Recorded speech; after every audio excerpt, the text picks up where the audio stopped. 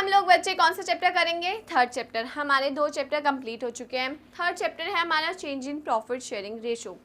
इस चैप्टर की बच्चे मतलब इतनी ज़्यादा इंपॉर्टेंस नहीं दी जाती। सब लोग फोर्थ, एडमिशन, रिटायरमेंट को इंपॉर्टेंस देते हैं, लेकिन क्योंकि इस चैप्टर का क्वेश्चन भाई हमारे क्वेश्चन पेपर में आता है, बोर्ड्स में आता है, तो हमें इस चैप्टर को भी ध्यान से करना है।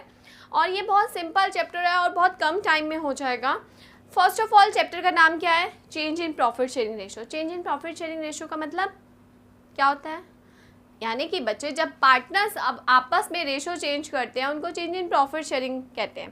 ठीक है, यानी कि वो जो भी उनका रेशो है वो चेंज कर रहे हैं। लाइक मैं अगर पहले अपनी पार्टनरशिप में हाफ रेशो 1/2 की पार्टनर थी, अब मैं कह रही हूँ नहीं मुझे कम चाहिए, 1/3 दे दो, तो यानी कि मैंने क्या किया, अपना रेशो चेंज कर दिया। That is called change in profit sharing ratio. जब भी प्रॉफिट शेयरिंग रेशो चेंज होता है तो उसको हम रिकॉन्स्टिट्यूशन ऑफ द फर्म कहते हैं। चाहे रेशो चेंज हो या कोई पार्टनर बिजनेस में एडमिशन हो, रिटायरमेंट हो, डेथ हो, किसी भी पार्टनर का एडमिशन हो, रिटायरमेंट, डेथ हो, तो उसको हम रिकॉन्स्टिट्यूशन ऑफ द फर्म कहते हैं। यानी कि फर्म अगेन दोबारा से बन रही है।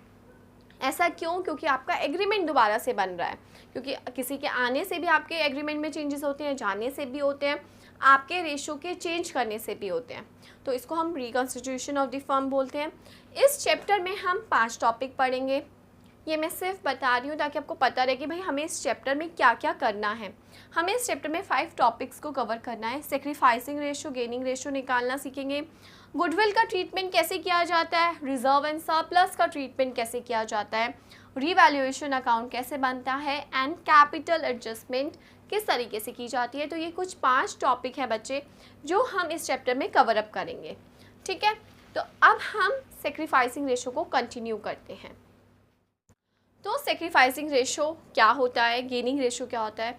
बच्चे सेक्रीफाइसिंग रेशो ये होता है कि अब हम जब अपना रेशो चेंज कर रहे हैं तो ऑफ कोर्स कोई पार्टनर्स ऐसे होंगे जिनको अपना रेशो उनका कम हो रहा होगा, प्रॉफिट शेयरिंग अब उनका कम हो जाएगा, और कई पार्टनर ऐसे होंगे जिनको उसके कम होने से उसका गेन हो रहा होगा। तो सेक्रीफाइसिंग भी कई पार्टनर करेंगे और कई गेन करेंगे। तो that is sacrificing ratio and gaining ratio. आप कितने से सेक्रीफाइस कर रहे हो या फिर जो दूसरा बंदा है जिसको गेन हो रहा है वो कितने से गेन कर रहा है। सेक्रीफाइसिंग रेशो को समझने के लिए ज़्यादा नहीं दिमाग को यूज़ करेंगे, सिर्फ ओल्ड माइनस न्यू रेशो यानी कि ओल्ड माइनस न्यू, आपको पहले कितना मिल रहा था और अब कितना मिल रहा है। मुझे, मैं एक एग्जांपल के थ्रू बताती हूँ। पहले मुझे 10 शेयर था, 10 कुछ भी मान लो, एप्पल बनाना व्हाटएवर 10 था, अब मुझे मिल रहे हैं 6। तो मैं कितने से सेक्रीफाइस कर रही हूँ? 4। मैंने क्या फॉर्मूला यूज़ किया? Old minus new. जो मुझे पहले मिल रहा था माइनस न्यू, तो मेरा ये आ गया 4। अगर यही चीज़ बच्चे ऐसे हो जाए कि मुझे अब ज़्यादा मिलने लग जाए तो मेरा आंसर क्या आ जाएगा? -1। अब अगर वो चीज़ नेगेटिव आ गई, इट मीन्स मैं गेन कर रही हूँ।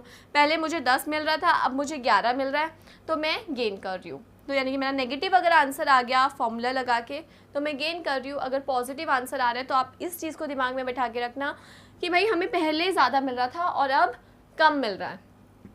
गेनिंग रेशो का फॉर्मूला क्या रहता है? New minus old. यानी कि आप इसी को 11 - 10 कर दोगे 1, तो आप क्या कर रहे हो? गेन कर रहे हो। तो चाहे आप इस फॉर्मूले से निकालो या इस फॉर्मूले से, आपको मेनली कंसेप्ट क्लियर होना चाहिए कि आप जो भी फॉर्मूला यूज़ कर रहे हो उस कंसेप्ट के हिसाब से आपको ये दिखाना है कि आप गेन कर रहे हो या सेक्रीफाइस कर रहे हो, चाहे इस या इस, किसी से भी। ठीक है, अब मैं आपको इसी चीज़ को बच्चे एक इलस्ट्रेशन के थ्रू समझाऊंगी। आप सपोज कीजिए ए और बी पार्टनर्स हैं, उनके बीच का रेशो है 2:1। अब वो कहते हैं कि हम भाई पहले ये रेशो था, लेकिन अब न्यू जो रेशो रहेगा यानी कि न्यू PSR जो रहेगा वो हमारा रहेगा 1:1। अब इस केस में हमें सेक्रीफाइसिंग रेशो अगर निकालना हो, हम कैसे निकालेंगे? हमारा फॉर्मूला क्या कहता है? Old minus new. तो ए का ओल्ड रेशो क्या था, इसको हम कैसे लिख सकते हैं? 2/3। बी का ओल्ड रेशो क्या था? 1/3 माइनस न्यू, हाफ हाफ। ठीक है, अब बच्चे फर्स्ट का यानी कि ए का एलसीएम लेंगे, 1/6 आ गया। इसका लिया -1/6 आ गया। अब यानी कि ओल्ड इसको ज़्यादा मिल रहा था, अब कम मिल रहा है, तो ये सेक्रीफाइस कर रहा है 1/6 से। इसको कम मिल रहा था, अब ज़्यादा मिल रहा है, और इसका आंसर भी क्या आ रहा है, नेगेटिव आ रहा है, तो ये गेन कर रहा है 1/6 से। तो जो भी पार्टनर गेन कर रहा है, ऑफ कोर्स गेनिंग और सेक्रीफाइसिंग इक्वल होगा, यानी कि जो बंदा, अगर मैं 10 में से 4 चीज़ें खो रही हूँ, तो जो दूसरा बंदा गेन कर रहा होगा वो 4 चीज़ें ही गेन कर रहा होगा, क्योंकि हमारा जो रेशियो माना जाता है वो 1 के इक्वल माना जाता है, ठीक है। तो लेकिन इस कंसेप्ट को अभी हम और आगे पढ़ेंगे, जब आप एडमिशन पढ़ोगे तो इसको रेशो निकालना बहुत अच्छी तरह समझाया गया है। इसमें सिर्फ हमें क्या फॉर्मूला याद करना है, सेक्रीफाइसिंग रेशो क्या होता है और गेनिंग रेशो क्या होता है, दैट्स इट।